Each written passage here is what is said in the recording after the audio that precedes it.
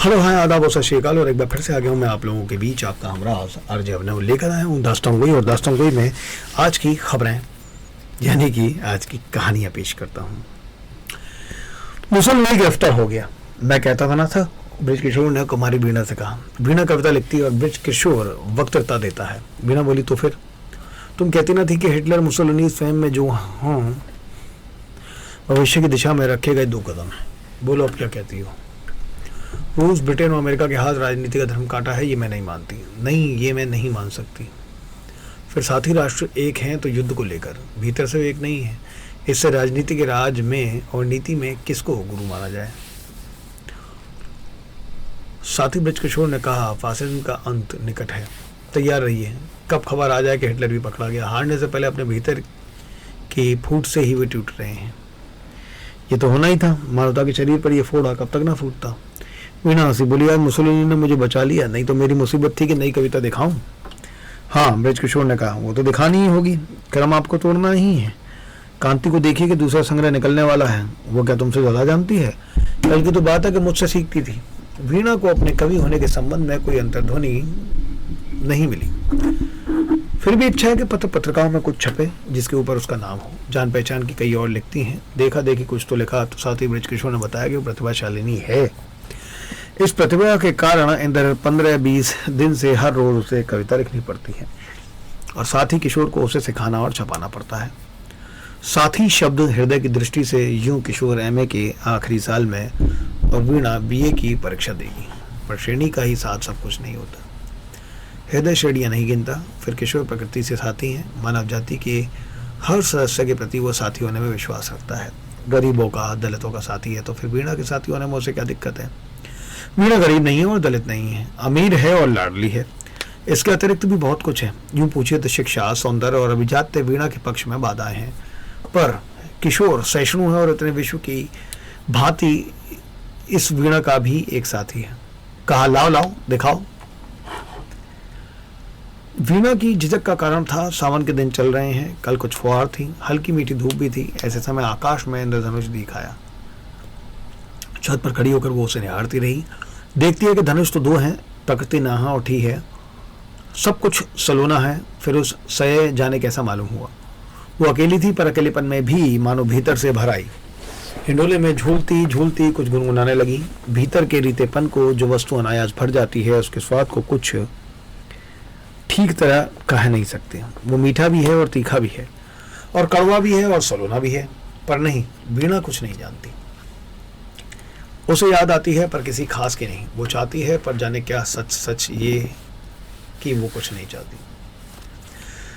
दिन बहुत सुहावना है, सब कुछ सुहावना है। बयार कैसी बयार है, आसमान कैसा भीगा है, नन्ही नन्ही फुहार कैसी भली लगती है। नहीं, वो कुछ नहीं जानती, वो कुछ नहीं जान चाहती।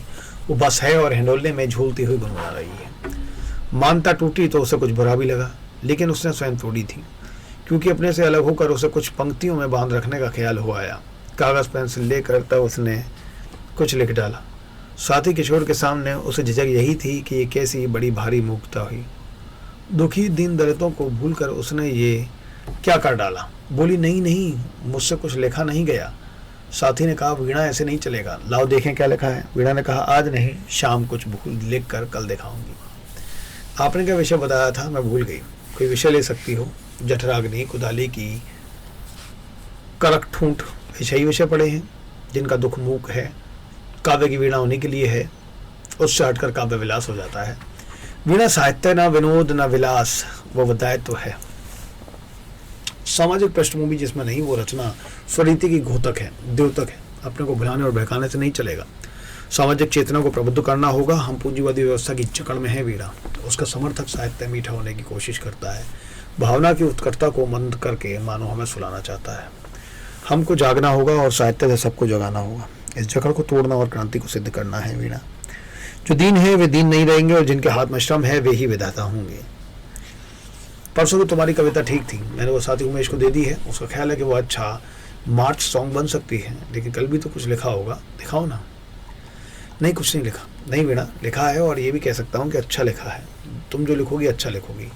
वीणा कुछ कहे कि माँ की गूंजती हुई आवाज़ सुनाई दी। वीणा, वीणा को इस बात पर जल्लाहट है। ये बैठक मकान के बाहरी हिस्से में है। साथ ही कोई मिलने आए तो अंदर विघ्न उपस्थित नहीं होता, पर बैठक में बातचीत का स्वर चढ़ जाए तो भीतर सूचना हो ही जाती है। ऐसे समय है माँ भी पुकारने से चूकती नहीं देखी जाती। वीणा कुछ पुराने ढंग की होने पर भी ये सोचे बिना नहीं रहती कि मैं वीणा हूँ, पदार्थ नहीं हूँ। कीमती चीज़ को चौकसी की ज़रूरत हो तो मैं अपना भला बुरा जानती हूँ।